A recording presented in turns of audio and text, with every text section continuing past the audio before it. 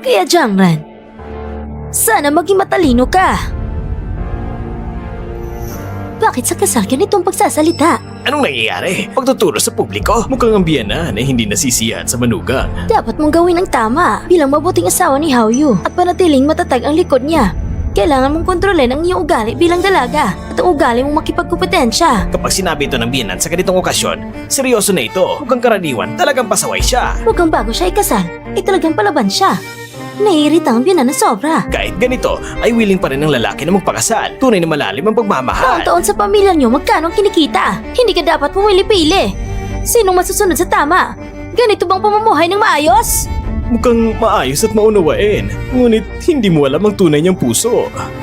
Narinig ko na mula siya sa simpleng pamilya.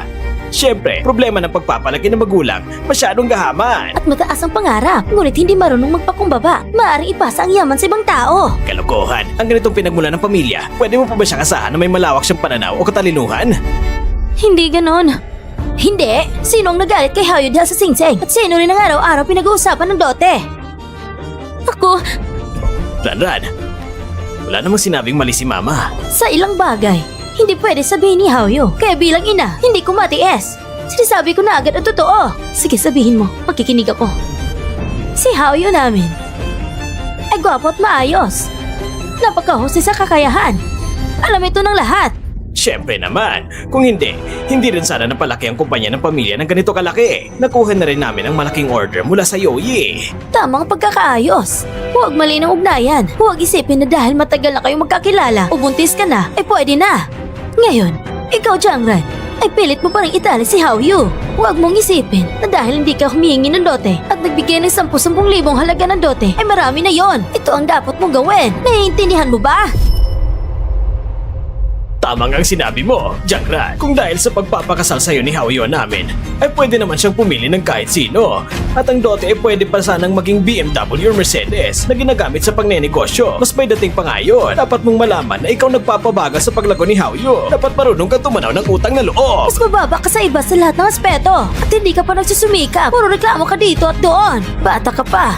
Pero iniisip mo na ang mamuhay ng maginhawa. Hindi mo lang tinignan ang sarili mo sa salamin. Karapat-dapat ka ba? Tama na! Totoo, maliit lang ang pamilya namin. Pero hindi namin kailanman tinuruan ang anak namin na abusuhin ang kabutihan ng ibang tao.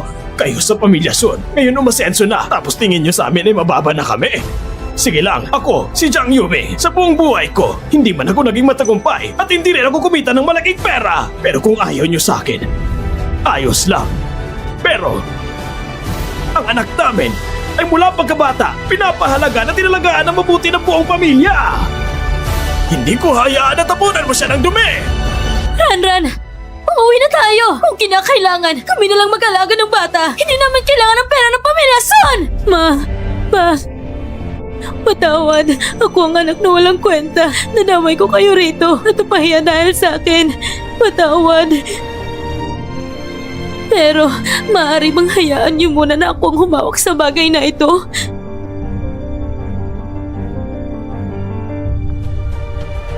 Ang tigas ng pananalita mo. Sino bang nakakaalam kung balak mo ba talagang palakihin ng bata at tatiin ang ari-arian sa mga anak mo?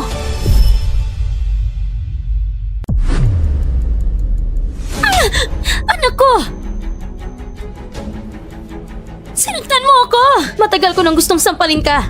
Pinipigil ko lang mula pagkabata dahil sa magandang pagpapalaki. Jiangran, kahit medyo matapang ang salita ni Weiwei, hindi ka rin pwedeng manakit. Hindi mo ba alam? Hindi mo ba iniisip na karapat-dapat lang ang sampal sa kanya? Kahit ano pa, hindi ka pwedeng manakit. At kung silang kasama ng mama mo sa labas na sumisira sa akin, hindi mo ba alam na ang chismis ay pwedeng makapatay ng tao? Ang mama ko nagpalaki sa akin, hindi madali sa kanya. Ay, madali ba sa akin? Madali ba sa akin? Dahil sa kolehiyo mo lang, kailangan ko bang ilagay ang sarili ko sa bababang posisyon? Upang alagaan ang iyong tinatawag mong dignidad. Kailangan kong isuko ang universidad na gusto ko. Dahil sa malayo, maaaring mawalan ka ng kapanatagan. Kailangan kong iwan ng maayos sa trabaho sa opisina at pumunta sa pabrika at gumawa ng pira-pirasong trabaho. Araw-araw nagtatrabaho ako na 18 oras para lang kumita ng konti para sa'yo. Para sa negosyo mo. Araw-araw nag-aaral ako ng maraming kalaman. Hanggang gabi. Dahil wala tayong pera. Upang kumuha ng ibang tao.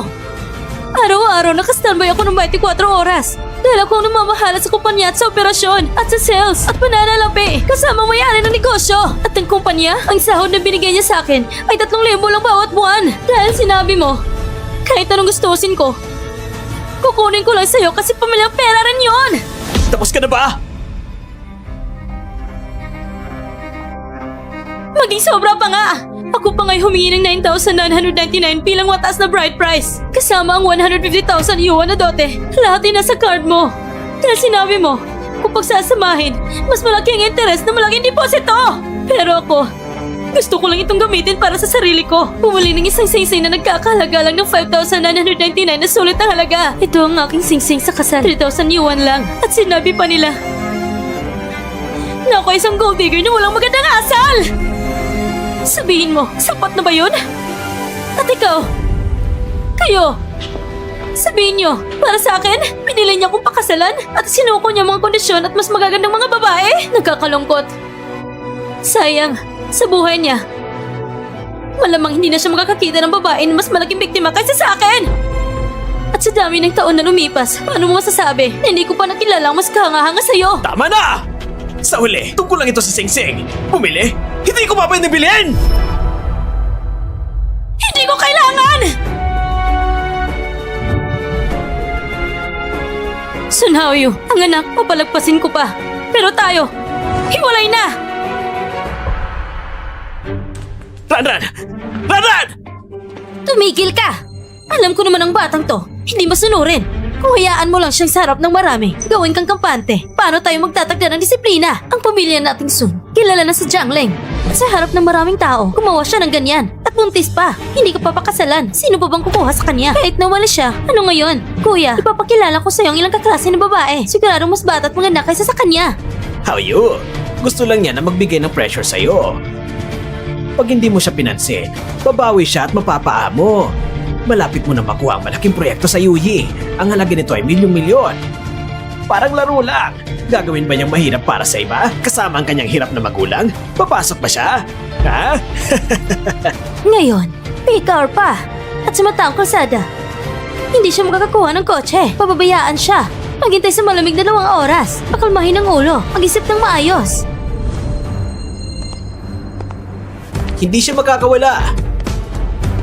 Kundi ang pamilya ninyo. Maaari tayong bumili ng 2 makakapal na damit ng maaga. Kapag magde-deliver ng pagkain, magagamit niyo ito. Ikaw si... Xiao Yuan, bakit ka nandito? Ito ang college roommate ng kapatid mo. Ang pinakamatalik niyang kaibigan. Ikaw si Ranran, hindi ba? Naikwento ka ni Ziheng dati. Hindi na kailangan gumastos ng pamilya nila. Tinawag na lahat ng tao. Ngunit sayang, wala ng pwesto. Talagang gusto mo pang sumama para kumain, ha? Sige, sumama ka sa 3 tao ng pamilya dyan. Nag-aalala ka lang. Dahil ako, ipanagkatiwala sa akin na dalhin ng regalo kay Ranran. Ang pagkain ko, may nagalok na. May mga matatandang di pa namamatay na tao na gaya mo. Lahat ay natatabunan ng gana ng iba. No sabi mo! Ikaw, sabihin mo nga, akala mo ba nananakit ako ng tao? Halika, Ranran. Iabot mo ang kamay mo. Para makita nila kung anong inihanda ng kapatid mo na unang regalo para sa'yo. Para malaman ng pamilya nila kung ano talagang nasayang nila. Mukhang sa loob ng mga nakaraang taon, si Jiang Ziheng ay nagkaroon ng ilang respeto sa Linyan City. Baka nga, nagtatrabaho siya para sa iba bilang maliit na manager. Hindi ko alam kung saan niya nakuha ang tiwala sa sarili na sinasabi niyang para bang nasayang namin si Jiangran. Siyempre, napakahalaga nito. At para sa pamilya ni Yung Sun, lalo na itong kahanga-hanga. Galing sa pamilya Jiang na si Jiang Ziheng, para sa kapatid na babae, ay nagbigay ng isang Porsche Panamera. Halika, naway si Ranran ay payapang mabuhay at tutuwid ang daan sa hinaharap. Ha? Ano? Sino itong Jiang Ziheng? Mukhang kuya ng bride. Malinaw na maginhawa ang buhay niya. Bigla ang may isang Panamera. Talaga namang mahirap ang kalagayan ng pamilya ng babae. Di matatawaran. Ngayon, mahirap ang pamilya soon. Dapat sana ang sasakyan ay regalo para sa bride. Napauwi na sa kanila. Ito, regalo ni kuya para sa akin? Sa totoo lang, pinapahalagan ka talaga ng kuya mo. Higit pa sa inaakala mo, mas pinapahalagan ka niya. Ranran, maraming taon na siya nagtatrabaho sa labas. Hindi rin madali para sa kanya.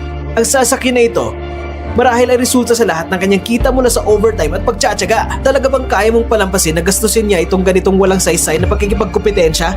Kuya Yuan, ang kuya ko. Una sa lahat, hindi dapat maging sobra ang pagmamayari sa pera ng iba. Kung masaya silang ibigay sa kanila para sa kapatid na babae, pero ang katulad mo na hindi magaling sa pagiging asawa at sa pagiging kuya, pinapayuhan kita. Itika mo na lang mabahong bibig mo. Huwag ka na magreklamo dito. Pangalawa, bakit mo sinasabing walang saysay ang gastusin sa pagkikipagkompetensya kapag ginastos ng iba ang pera na ito? Tignan mo nga mukha niyo magkapatid, mapait, mapanukso at pangit. Talaga namang umabot sa sukdulan ng emosyonal na epekto. Sulit na sulit ang perang yun. Sobrang sulit!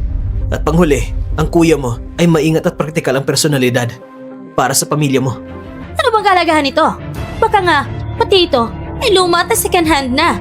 Kung bibilhin, baka hindi sulit. Ibig kong sabihin, baka ito pa nga'y kotse na nalubog sa baha o nagkaroon ng malaking aksidente. Parang nilalaro mo lang ito. Gumastos ng kaunti para magpanggap. Magalala, wala namang dapat ipang malaki. Bakit ka pa nagpapanggap ng malaking boss? Ipakita ang mga tala ng paglipat ng pagmamayari sa rehistro ng sasakyan sa lahat ng tao. Mas mahaba pa kaysa sa pamilya dyan at tala ng pangalan. Ang ganitong bagay araw-araw, sinasabi ko sa inyo, ang inyong bang grupo, sigurado ay natitiyak sa isang bagay? Kaya pala kayo nagiging sobrang arugante? Medyo nagdududa ako. Medyo curious na din. Si Jiang Ziheng sa Linyan City, talaga bang makakapag-ipon siya ng ganito? Walang problema. Pag nakita niyo mamaya sa pangalawang regalo, malalaman niyo na hindi niyo na ito kailangan. Kaya naman, maghihintay na lang tayo at makikita. Kaya hayaan na natin ang pamilya Jiang na ipakita sa atin kanilang kakayahan. Ang Saros Executive CEO, si Miss Liu Hua ay dumating na!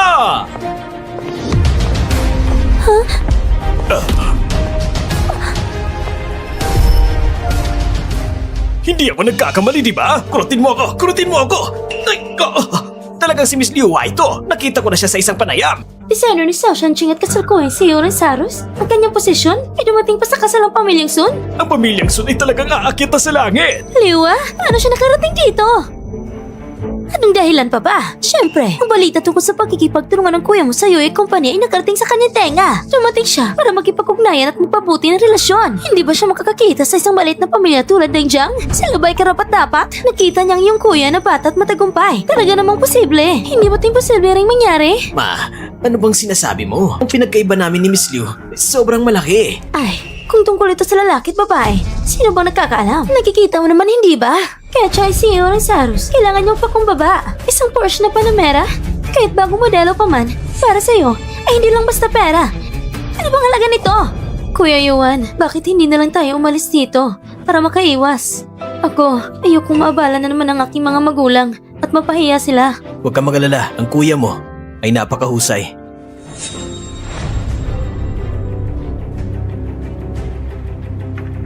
Miss Liu, maraming salamat sa pagdalo. Wala kaming inihanda para sa'yo. Talaga pong isang malaking pagkukulang. Dumating kami ng biglaan at walang paunang abiso. Pasensya na po sa istorbo. Sana po ay huwag niyo kaming masamain. Ang ibig niyo pong sabihin, ang pagdalo ninyo ay isang karangalan sa amin. Maraming salamat po. Halika, maupo ka na po. Dumating ka sa tamang oras. Hindi pa dumating ang order ng Yoyi. Magkasabay tayo makikita ang seremonya. Sakto rin, naipadala ko ng regalo. Miss Liu, talaga pong pinaghirapan ninyo. Ito pong regalo? Huwag mo bastang hawakan! Miss Liu, ito ang aking kapatid na babae na si Son Wei. Dumating siya para kunin ng regalo.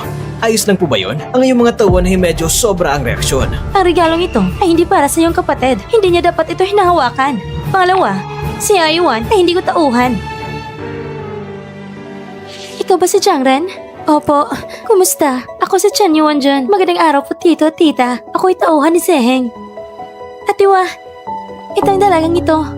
Salamat po sa inyong pagsusumikap. Miss Jiang, maligayang kasal po. Isang munting handog, hindi sapat bilang respeto. Sarap po yung tanggapin. Ito nga! Ito nga ang pinamulang eksibisyon ng Xiao Shanqing.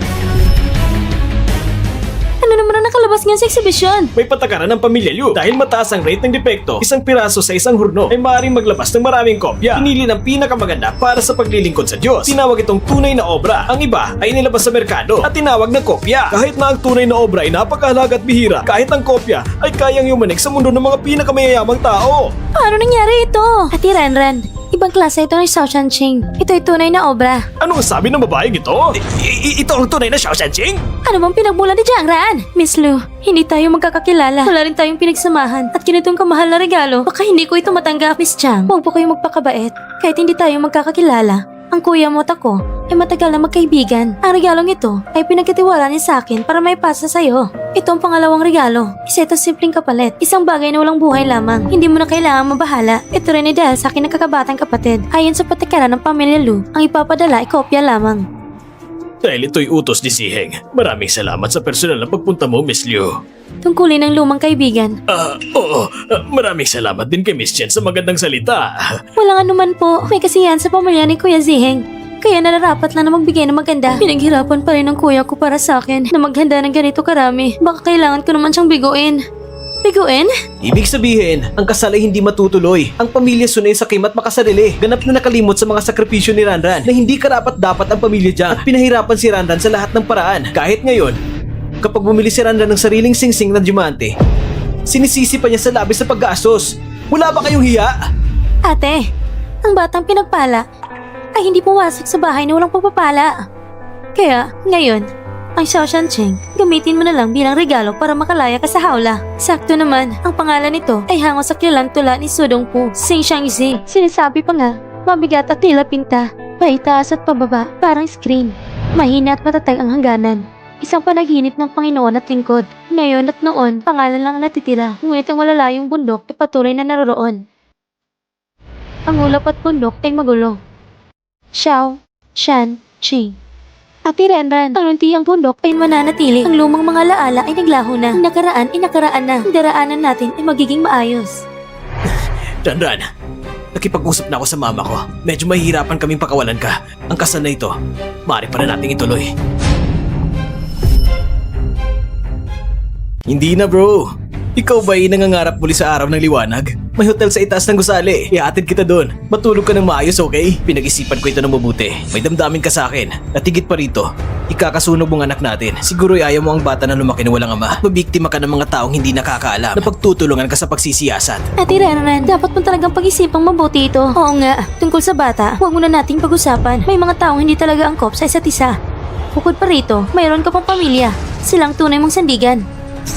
Ranran, totoong nararamdaman ni Hao Yu. Tingnan mo, alam niyang nagkamali siya at inihiling na makipagbalikan ka sa kanya. Pero hindi ko nakita na may kahit kaunting paghingi. Ang kasal nito'y para sa atin lamang. Dapat ikaw mismong magdesisyon. Huwag ka masyadong maapektuhan sa opinyon ng iba. Isipin mo, kung magpakasal tayo, kumpleto na ang bahay at sasakyan. Nakuha ko na rin ang malaking order mula sa Yoyi. Maganda ang hinaharap. Dagdag pa rito, sa kabila ng kapatid mo, ang relasyon niya sa Saros, kung magtutulungan, posibleng magbibigay ito ng tulong sa kanya. Pwede itong maging win-win situation. Hindi ba't pinakaayaw mo ang mangutang umasa sa iba? Meron tayong anak. Ang ating relasyon, alam mo naman, kung ipagpatuloy mong pagpapakasal sa akin, ito ang pinakamainam na desisyon mo. Seryoso ka ba sa sarili mo? Alam mo ba? Ate, bakit mo ko inahatak? Ito ay usapin ng pamilya. Hindi mo pwedeng pakialaman. May mga bagay na dapat hayaan si Miss Jiang na siya mismong magdesisyon. Bumalik na ba ang kapatid ko? Bumalik na siya, pero natatakot lang akong...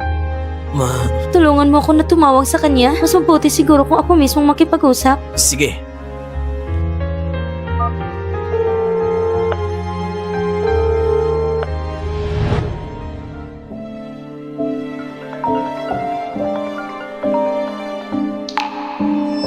Hello, nagkaroon ba ng problema sa kasal? Hello? Anong nangyari kay Ranran? Kuya, may nanakit sa akin. Pupunta na ako.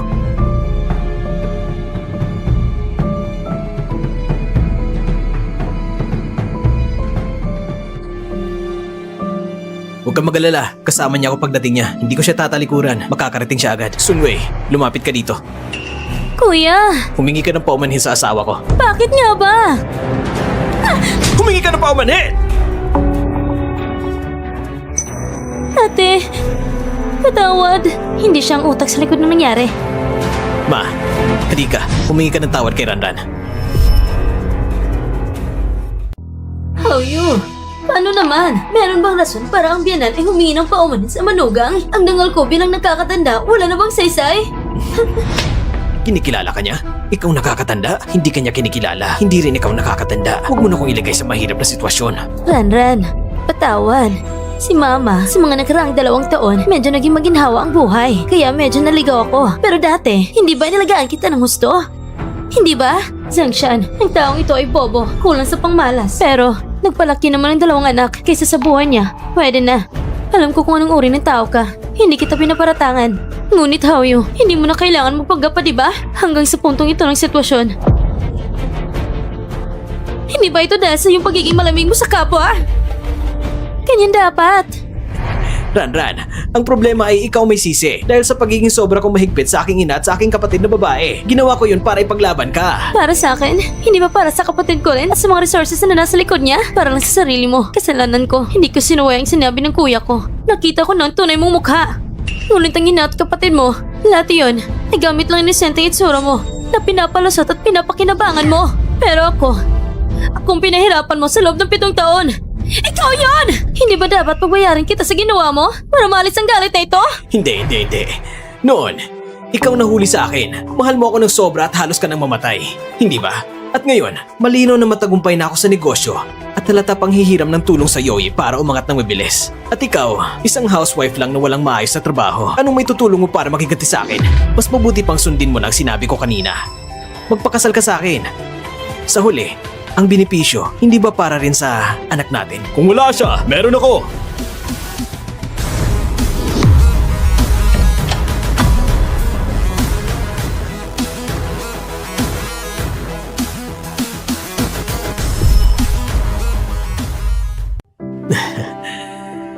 Hindi ko inakala, ang batang ito parang walang ugat at lumutang lang.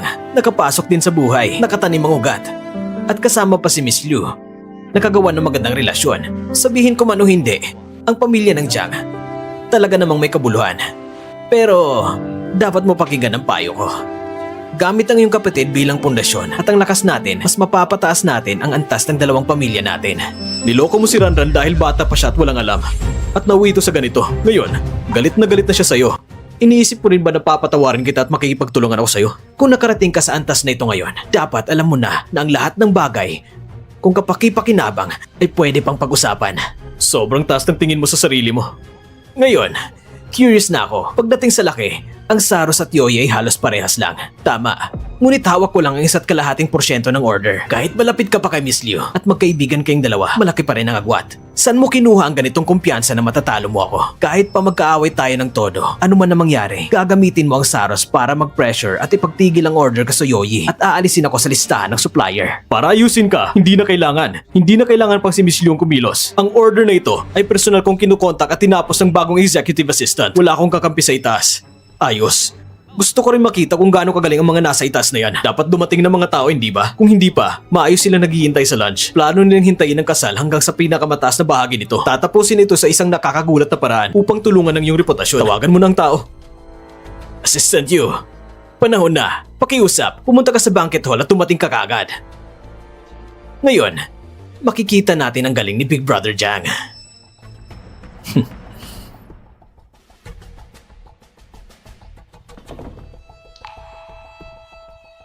Hindi kita bibiguin. Ang Yuyi Film Industry, dumating na sa Executive Assistant Yu. Assistant Yu, halika po dito. Pakiusap po. Tungkulin ko ito. Hindi ko ito matatanggihan. Ngayon, ito ang pinakamasayang araw ko. Hindi dahil kasal ko ngayon, kundi dahil ako'y makakatanggap ng isang maliit na kumpanya at nakagawa ng kontrata sa leader ng industriya, ang Yuyi Film Industry, para sa susunod na taon ng 1.5% order. Ano bang meron ako para dito? Tama! Ikaw si Sun Haoyu. Ano ba talagang meron sa'yo? Jiang Ziheng, may sasabihin ka ba? Sige, sabihin mo. Ayoko na magsalita. Paano niya nagawa magsalita ng ganito? Sa ganitong mahalagang okasyon, napakatapang niya magsalita ng ganito. Kung gano'n ang sinasabi niya, baka mapagalitan niya ang Saros at Yoyi at magkahaway sila na todo. Sa mundo ng negosyo, ang kailangan mo isang walang atrasan ng momentum. Ngunit ang Yoyi na may pinakamalakas na puwerso sa industriya ng pelikula at kung hindi nila kayang kontrolin ang binatang ito, ang CEO ng Yoyi sa Greater China region, baka maging katatawanan sa buong negosyo. Jiang Ziheng! Sobrang yabang mo! Ang executive assistant Yoyi kumakatawan sa dangal ng CEO ng Yoyi Film Industry sa Greater China! May intensyon ka bang hamunin sila? Xiaoyu, lumapit ka. Jiang Ziheng, ngayon, sa harapan ng executive assistant Yu, humingi ka ng tawad. Ang pagyayabang mo ngayon. Ang nasaktan mo ay ang dangal ng CEO ng Yoyi Film Industry ng Greater China. At kapag nakasama ang Saros sa gulo, paano mo ipapaliwanag kay Miss Liu? Ako nga bang nakasakit sa dangal ng CEO ng Yuyi Film Industry sa Greater China? Ganun ba? Sa tingin ko hindi. Assistant Yu, narinig mo ng malinaw. Pag sinabi kong hindi, Hindi talaga. Teka muna. Nasaan ang kontrata? Assistant Yu! Anong ibig mong sabihin? Ito ang bilyong yuan na kontrata na pinag-aagawan ng marami. Hindi! Paano mo gawa sirain ang kontrata ng Yoyi? Assistant Yu, ipinagsawalang bisa mong tungkulin mo! Ipapasok ko ito sa headquarters ng Yoyi. Kung ganito ka magtrabaho, sino pa mong titiwala sa suppliers? Paano pa magagawa ang trabaho para sa Yoyi? Sabihin mo kung sino ako. Sino ka? Ang nakatayo sa harap mo ay ang Yoyi Film Industry, ang bagong CEO ng Greater China, si Mr. Jiang Ziheng. Ano? Si Jiang Ziheng ba? Ikaw ang bagong CEO ng Yoyi Film Industry? Imposible. Talagang imposible! Sa iyong karanasan, paano ka nakaupo sa posisyong ito? Dahil siya ang pangunahing creative ng Black Myth, ang pinakadiwa ng proyekto. Siya mismo ay si Virgil. Virgil, kaya pala nakuha ko ang kontrata. Ikaw may gawa nito. Ikaw nagpatulong kay Jagran upang maibigay sa akin ang kontrata na inihipadala ang Xiaoshan Jing kay Ranran. Dahil kayo ay matalik na magkaibigan. Walang anuman. Nakakapagod. Salamat sa iyong pagpunta. Lahat ay para sa negosyo ng kumpanya. Tara na. Halika na. Mr. Sun, ang advance equipment na nakuha mula sa amin ay nagkaroon ng problema. Kailangan na ngayon ng full payment para ma-pre-order. Dahil sa pagkatrabaho mo sa Yoyi, nabigo ang deal. Ang bagong batch ng loan ay hindi rin maaprubahan. Ang nakaraang loan ay kailangan mong patunayan na may kakayahan ka magbayad. Paano ang advance payment? Mr. Sun, dahil nabigo ang iyong pagkikipagtulungan sa Yoyi, ang dati nating pagpalawak sa negosyo, mas mabuting ipagpaliban muna. Bibigyan kita ngayon ng 3 araw para maayos ang mga kagamitan na may balik sa aking pabrika. Ituturing ko itong pinabayaan at ako mismo mag-aayos. Umalis kayo! Umalis kayo!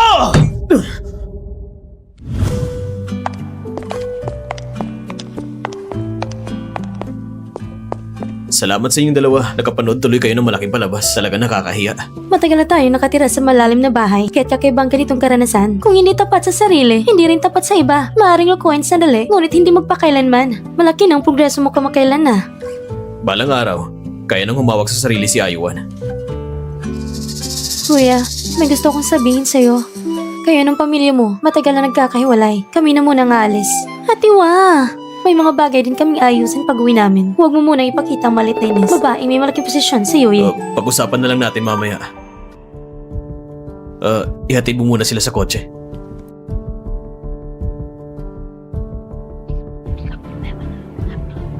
Si Sun Haoyu, talagang may pakikipagsabuatan sa loob ng Yoyi. Ginamit ang kanilang kumpanya para sa sariling pakinabang at sinasamantala ang ari-arian ng kumpanya. Isa yun sa malalayong kamag-anak niya. Ang tawag sa kanya ay Sunmu. Pero ang kumpanya na totoong kumikita ay ang morphing culture. Natatakot akong baka maloko si Sun Haoyu. Kaya kinopya ko ang lahat ng kanilang transaction at chat records.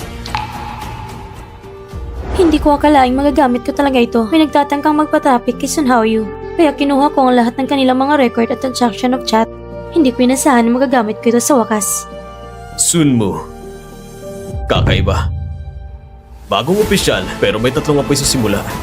Ikaw magiging handog ko. Bakit hindi ka pa rin nasisiyahan? Parang panaginip lang. Pagkatapos kitang makilala, ang buhay ko ay biglang nagbago ng malaki. Kaya mo pang ipasa sa akin ang ganitong kumikitang kumpanya. Kung saan may pagmamahal, nandun ang pera. Higit pa rito, ang kagandahan ay nangangailangan ng pera para mapanatili. May kasabihan ngang alagaan ng minamahal gaya ng pag-aalaga ng bulaklak, hindi ba? Mahal ko, ang galing mo talaga. Kung hindi ko nakilala si Jiang Ziheng, sana, siguro noon ay mas nauna kita nakilala. Salamat kay Jiang Ziheng. At nakasama kita ngayon.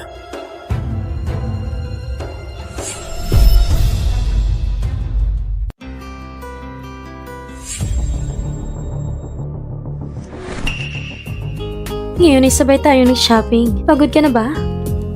Hindi naman. Lahat naman ito'y para sa'yo. Pupunta ka sa company annual party, kaya kailangan mo ng damit.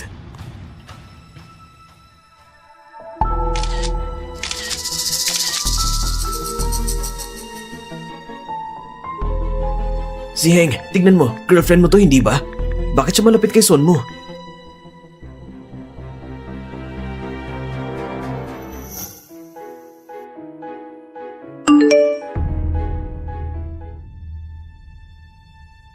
Naghiwalay na kami. Sino man ang gusto niyo makasama, kalayaan niya na yon.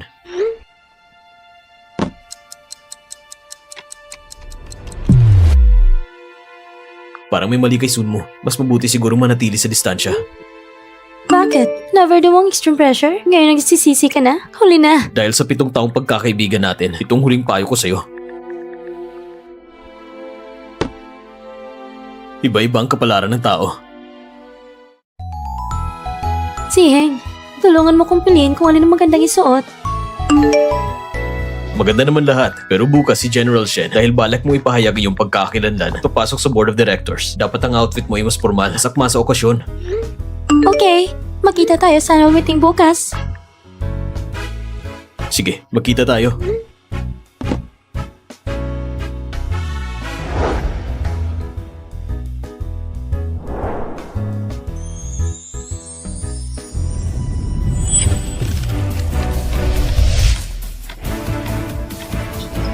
Kumusta, Mr. Jang? Mr. Jang! Oh, Mr. Jang!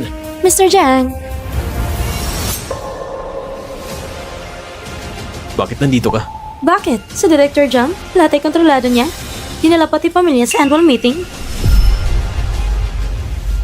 Pamilya? Si Sunmo? Bakit mo pa itatanong kung alam mo naman? Kakausap ko lang si Sun mo. Alam mo na agad.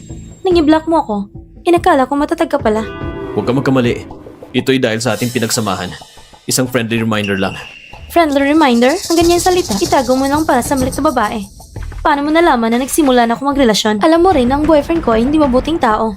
Alam mo na agad, Zhang Ziheng, hindi mo ba nakikita ng kakatawa ka? Ano nakakatawa doon?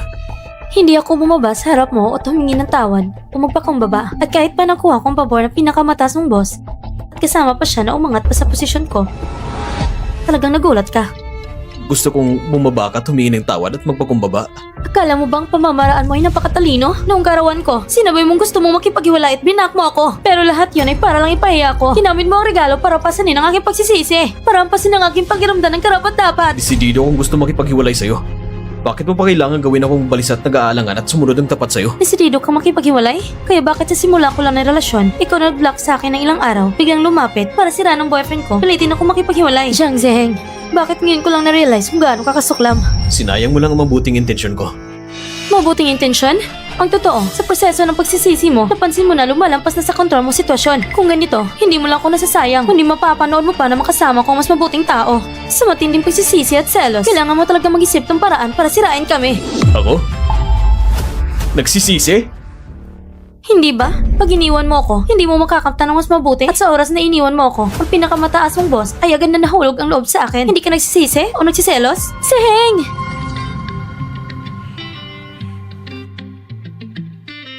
Bakit ngayon ka lang dumating? Halika! Ito si... Ito si... Siyang ex-girlfriend ko. Sino siya? Kasamahan ko. May kinalaman ba to sa'yo? Ex-girlfriend. Kasamahan? Nagbihis ng sobra para makuha ang atensyon? Intern ba siya? First time pa lang niya pumunta sa annual meeting. Hindi niya alam ang mga patakaran ng kumpanya. Ang yoyi, walang patakaran sa kanya. At pinoprotektahan pa siya. Ano? Gusto mo bang lumapit sa mas bata, ha? Ate, tapos na kayo ni Zhang Zheng, di ba? Oo.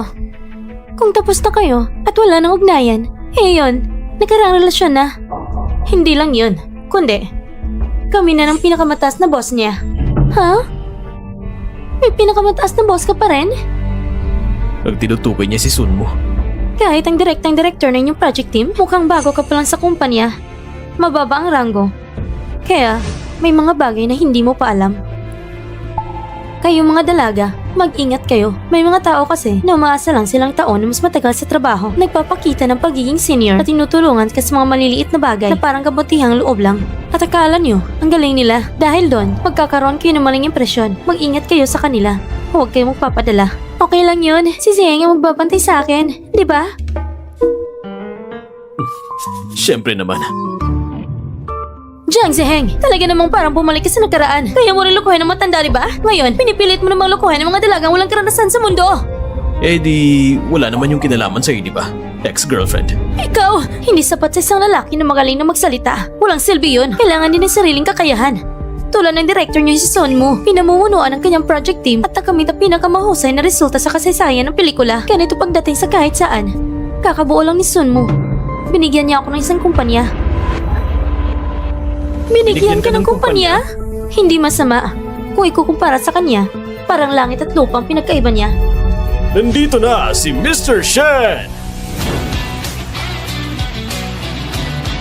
Mr. Shen! Mr. Shen!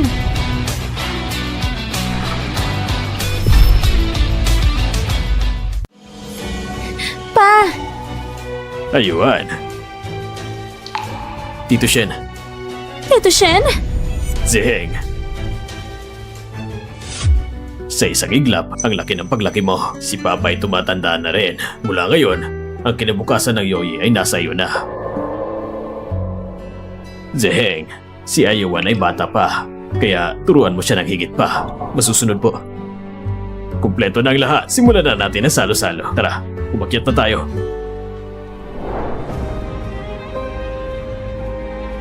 Siya? Si Mr. Shen? Bakit naman?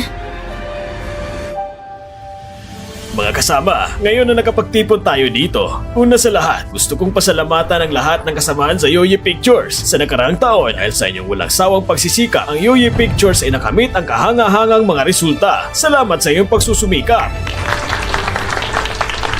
Kasabay nito, gusto ko ring pasalamatan ang mga kilalang tao sa industriya na nagpunta sa taon ng selebrasyon ng Yoyi Pictures. Ako, si Shen Ziyu, labis ako nagpapasalamat. Siya ang chairman ng Yoyi Pictures? Si Shen Ziyu? Kung ganon, hindi ba... Ngayong taon sa annual meeting, may dalawang bagay akong iaanunsyo.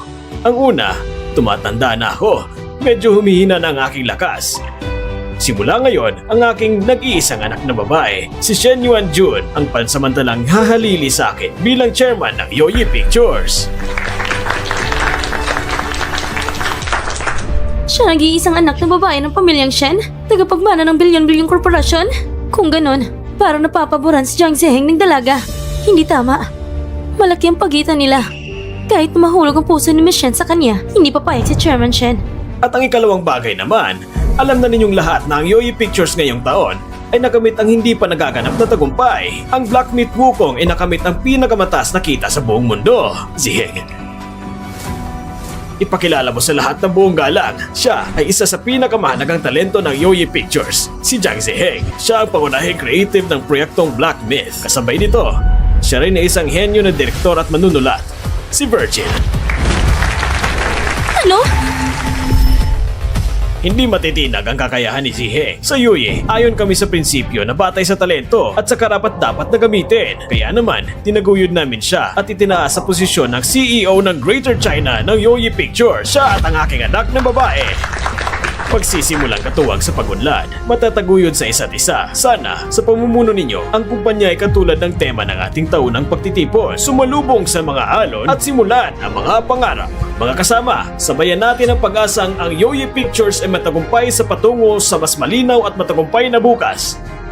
Salamat sa inyong lahat! Tama! Siya ang naging bahagi ng Yoyi Pictures? CEO ng Greater China?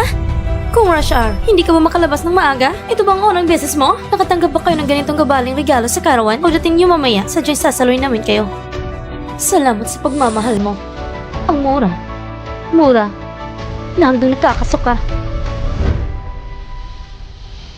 Kung ganito, hindi mo lang ako nasayang. Makikita mo pa na ako ay nasa mas mabuting tao na. Sa matinding pagsisisi at selos ng ganito, dyan ka lang mag-isip ng paraan para sirain kami. Hindi ba? Paghiwalay mo sa akin, hindi mo makikilalang mas mabuti. At pagkakahiwalay ko sa'yo, yung boss na nakakataas sa'yo ay agad na nahulog ang loob sa akin. Hindi ka ba nagsisisi o nagsiselos? Ngayon lang ako nakasama ni Sunmoo. Binigyan niya ako ng isang kumpanya. Kung ikukumpara ka sa kanya, parang langit at lupang agwat. Ano bang nagawa ko?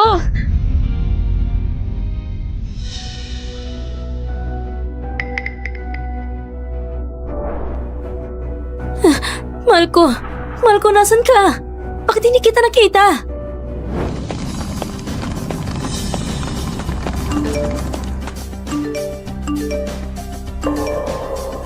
Naku naman!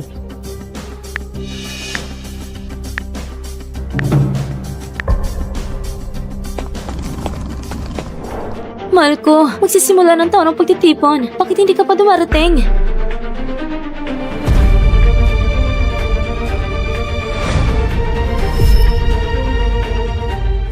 Paano nangyari to? Sagutin mong tawag ko! Imposible to. Hindi! Nasaan ka na? Bakit mo ko brinak? Bakit hindi mo sinasagot ang tawag ko? Naka!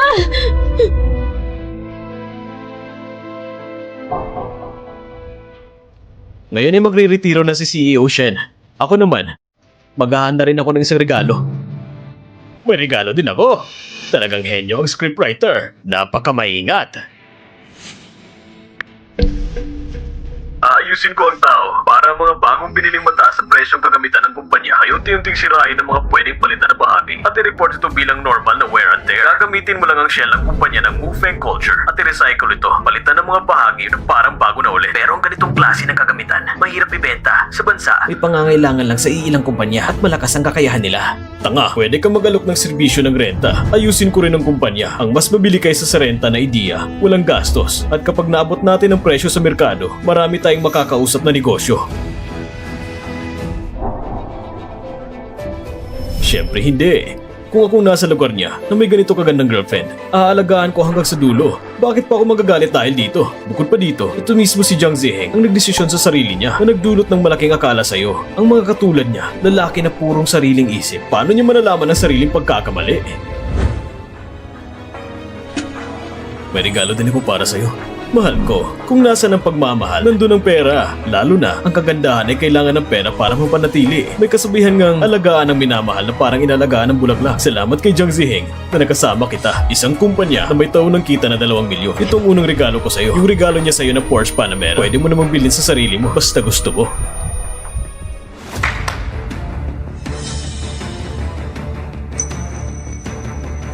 Ito ang ebidensya na si Sunmo kasama ang kanyang kamag-anak ay nag-aagaw ng ari-arian ng kumpanya para sa sariling kapakinabangan.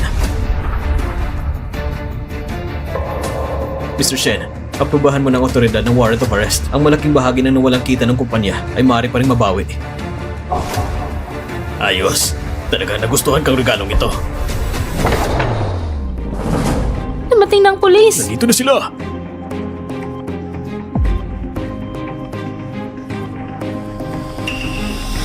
Miss Chen Luyao, tungkol sa Mufeng Culture, sa pag-aabuso sa malaking kagamitan ng Yoyi Films, ikaw ang pangunahing responsable. Mangyaring sumama ka sa amin. Hindi! Hindi ako yon! Dapat kay Sunmo kayo pumunta! Wala akong kinalaman! Si Sunmo ay sumakay ng eroplano ngayong gabi, mga 7:30 papuntang Timog Silangang Asya. Nagpadala ng nakakataas na unit ng warrant arrest. Bilang aktual na legal representative ng Mufeng Culture Media Corporation, maaari kang magapila. Pero bago yon, kailangan mo munang sumama sa amin. Hindi! Hindi ako sasama! Jiang Ziheng! Tulungan mo ako! Ziheng! Alam mo, wala akong kinalaman dito! Makipagtulungan ka na lang sa investigasyon. Talagang mapapatunayan na hindi mo alam. Magiging magaan ang parusa. Jiang Ziheng! Halika. Jiang Ziheng!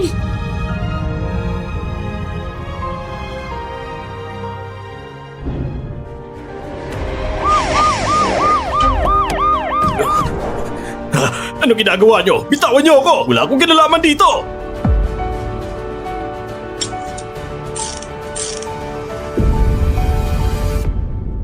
Bawat isa may sariling kapalaran. Ziheng, sa simula pa lang ang iyong panunungkulan, nahuli mo ng isang malaking salot.